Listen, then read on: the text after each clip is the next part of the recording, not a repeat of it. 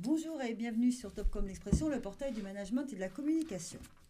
Après un mois de travaux pour se réinventer, le musée Grévin a ouvert à nouveau pour faire vivre aux visiteurs des expériences immersives, inédites et insolites.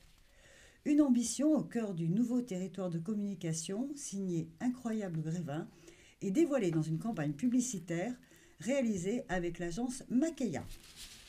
Alors, pour nous parler de ce sujet, nous recevons Hélène Humblot. Bonjour. Vous êtes responsable marketing et communication de Grévin Paris. Bonjour. Et à vos côtés, Séverine Denacel. Bonjour. Vous êtes directrice générale adjointe de Makeya et fondatrice de Mademoiselle Scarlett. Absolument. Voilà. Alors, Hélène Humblot, on va commencer avec vous. Donc, un nouveau Grévin, et pas musée Grévin. Un nouveau Grévin, donc avec d'un musée pour voir des personnages. Dites-vous, vous devenez un véritable musée à vivre des expériences. Alors expliquez-nous un petit peu ces grandes nouveautés. C'est exactement cette nouveauté-là. L'idée, donc, c'est que le musée a été fermé pendant un peu plus d'un mois. Et pendant ce mois-là, 80 personnes sont intervenues pour rénover plus d'un tiers du parcours. Donc une intervention jour et nuit pour être prêt le 9 février pour réouvrir ce nouveau Grévin. L'idée, en fait, c'était de se dire qu'on partait avant d'un musée où l'expérience était constituée par le fait de faire des selfies en passant d'une célébrité à une autre. Et là, l'idée du nouveau Grévin, c'est toujours évidemment de rencontrer les personnalités, mais surtout de vivre une expérience qui devient de fait singulière parce qu'elle est agrémentée de ces célébrités. Et du coup, c'est plonger dans des scènes historiques aux côtés de ceux qui ont fait l'histoire, c'est plonger dans des décors immersifs, et des expériences interactives. Et c'est vraiment toujours une expérience que l'on vit avec les stars qui sont effectivement présentes à Grévin. Et l'enjeu, c'était du coup vraiment de convenir au nouveau code de l'activité muséale, avec beaucoup plus aussi de technologie, surtout d'immersivité, d'allonger aussi le temps de visite. C'était de combien de temps environ ? Avant, on était autour des 1h30. Maintenant, on est autour, 1h30. Ouais. Maintenant, on est plus autour des 2h, 2h30. Donc, il y a plus de 240 personnages de cire à voir à Grévin.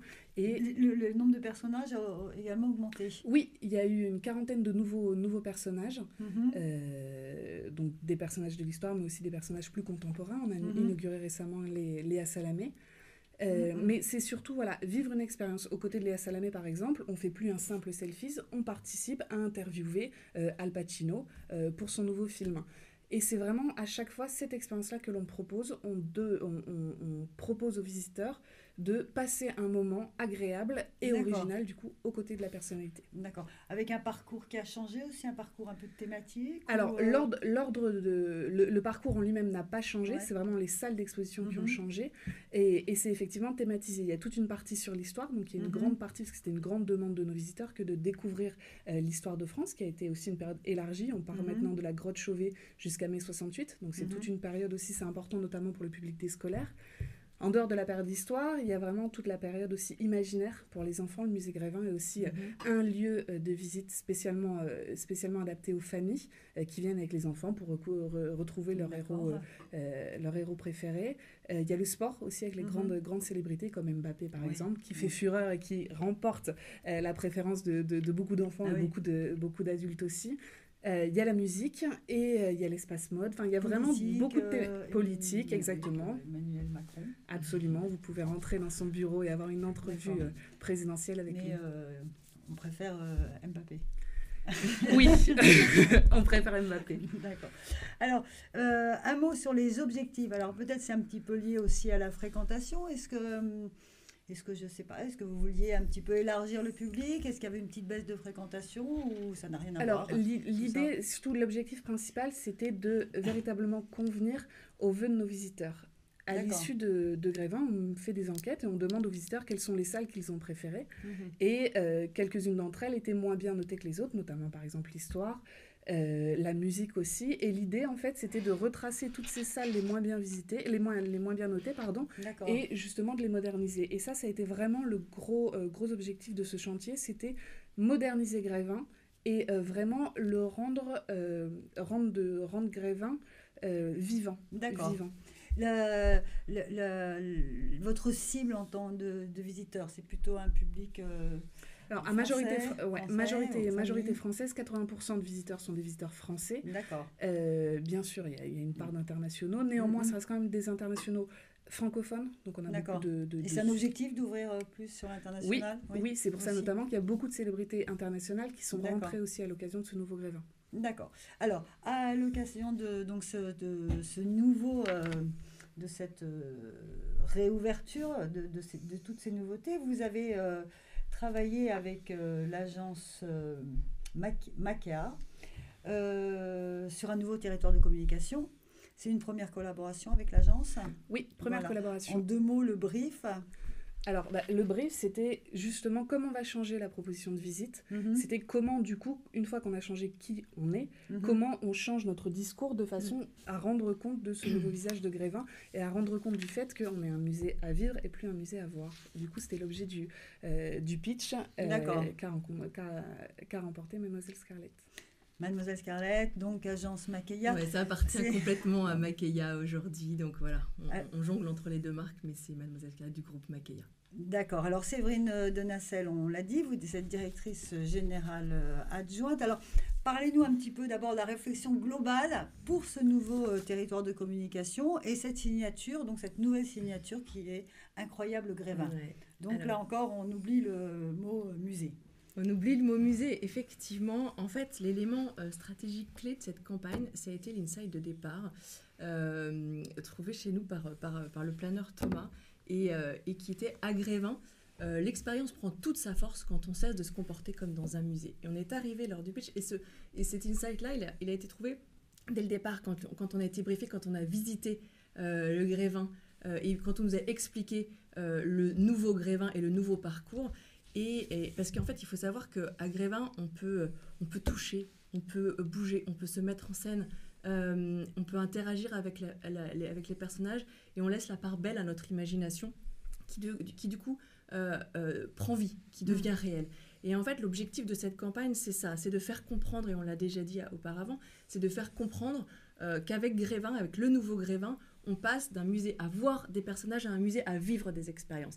Et c'est véritablement ça qu'on a voulu faire passer. Alors évidemment, ça doit se traduire en création. Oui, alors pour vous parler création campagne. Oui. On va y venir tout de suite. Oui. Juste, c'est la première fois que le musée a une signature comme ça?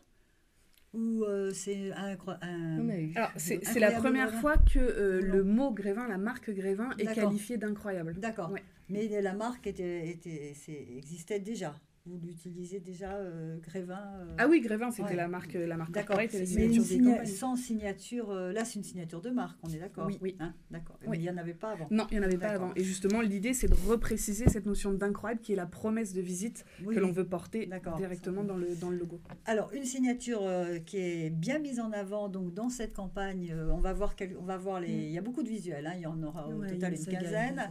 Là, on va en voir quelques-uns parce que tout n'a pas encore été dévoilé. Parlez-nous un petit mot sur les parties pris créatives, sur le ton. Alors, justement, en fait, pour répondre à cette promesse-là, déjà, on a choisi des visuels plein cadre, centrés sur le X, qui plongent dans l'univers. Dans cette campagne, le visiteur est au cœur de la narration. Il est non seulement l'élément central du visuel, mais il est véritablement acteur de l'aventure Grévin. Effectivement, on le voit à l'image, voilà, dimanche, je libère la France, donc c'est exactement ça, c'est le visiteur, qui est la star du ballon rond pour le mercredi. Mercredi, je défie les stars du ballon rond. On a mercredi, je sauve Paris avec Ladybug et Chat Noir. Ça, c'est avec les partenariats, justement, parce qu'on le voit à travers ces visuels. On s'adresse à des publics très larges, qu'on soit en famille ou entre adultes. À Grévin, on a des aventures pour tous les publics. Samedi, c'est moi le coach. Partenariat avec The Voice, bien évidemment. Etc., etc. Donc, on va les voir défiler. Donc ça, voilà, des visuels plein cadre qui nous plongent dans l'univers. Ensuite, il y a ce ton volontairement show-off, entre guillemets, mais qui entre en résonance avec les usages des réseaux sociaux aujourd'hui. Donc, un ton qui flatte l'ego, bien évidemment, qui s'amuse de ce vrai et faux. Mais évidemment, on ne se prend pas du tout au sérieux quand on raconte cette histoire-là. Ça, c'est le ton. Et puis, vous remarquerez que les personnages de cire dans cette campagne sont placés au second plan, comme agrément de l'expérience. Et c'est en ça où je pense qu'on répondait assez justement au brief. Et ça nous permet aussi de déplacer le débat vers l'imagination, vers le jeu avec ces personnages. Quand on va à Grévin, on ne se contente pas de juger la ressemblance parfaite ou de faire un selfie. On va défier Mbappé, comme on le disait. On va cuisiner avec Pierre Hermé. On va chanter avec Rihanna. D'accord, c'est vraiment l'interactivité finalement que vous avez plutôt mis en avant dans cette campagne. Et plus du tout de mots musée non plus sur ces visuels. Non. Et en fait, c'était intéressant parce que dans le brief, au départ, il y avait cette notion de musée. Il y avait ce logo Grévin, qui est un logo extrêmement élégant, mais somme toute assez discret. Et je me souviens qu'il y avait une contrainte en disant, est-ce que vous pouvez faire en sorte de donner une bonne lisibilité à ce logo pour permettre l'attribution. Et la signature incroyable, justement, vient mettre l'emphase à la fois en termes de sens sur la notion de ce qu'on attend au musée, mais aussi graphiquement, en termes de forme, puisqu'il vient faire ressortir le nom de marque. D'accord. Alors, pour terminer en 1 minute et demie, on va dire, est-ce que vous pouvez nous parler un petit peu du dispositif de communication de cette campagne, donc qui va être principalement en affichage et tout le long de l'année? Oui. Alors, dans le dispositif de communication, nous, on veut vraiment prendre la parole tout au long de l'année et essentiellement au moment où le public est effectivement disponible pour visiter le musée. Donc, on prend la parole à chaque période de vacances scolaires. Essentiellement, comme vous l'avez dit, en affichage, parce que l'objectif, c'est vraiment d'occuper le paysage parisien pour donner envie aux touristes qui sont à Paris, effectivement, de visiter le musée. Quand je dis les touristes, c'est aussi les franciliens, parce que c'est aussi un site de destination pour les franciliens qui veulent redécouvrir ce site. Et donc c'est en affichage, donc on a eu des campagnes dans le métro, on a eu des campagnes dans les arrêts de bus. Et un petit peu sur les réseaux sociaux aussi. Oui, on a fait des campagnes sur Facebook et surtout un levier en SIA. Donc l'idée vraiment c'est le SIA et les réseaux sociaux tout au long de l'année et l'affichage en piqûre pendant les périodes de vacances scolaires. Mais c'est pas nouveau, chaque année vous prenez la parole et vous faites des campagnes d'affichage. C'est la première fois que c'est la première fois où on a cette voilure et de prise de parole et ce périmètre. C'est pas de visuels aussi, 15 visuels au total. On n'en avait pas assez justement. Donc là, l'idée, c'est vraiment de montrer la richesse de visite, montrer les différentes thématiques présentes à Grévin. Donc en ce sens, on a à chaque fois un visuel pour soutenir la thématique. D'accord, donc c'est vraiment une campagne d'envergure. Oui. Nouveau ton pour Grévin. Exactement. Exactement. Le message est passé. Écoutez, on invite tout le monde à aller donc découvrir ce nouveau Grévin, ce nouvel espace. Et on vous remercie beaucoup, Hélène Humblot et Séverine Denazel, d'être venues nous parler de cette campagne. Merci à vous. Merci.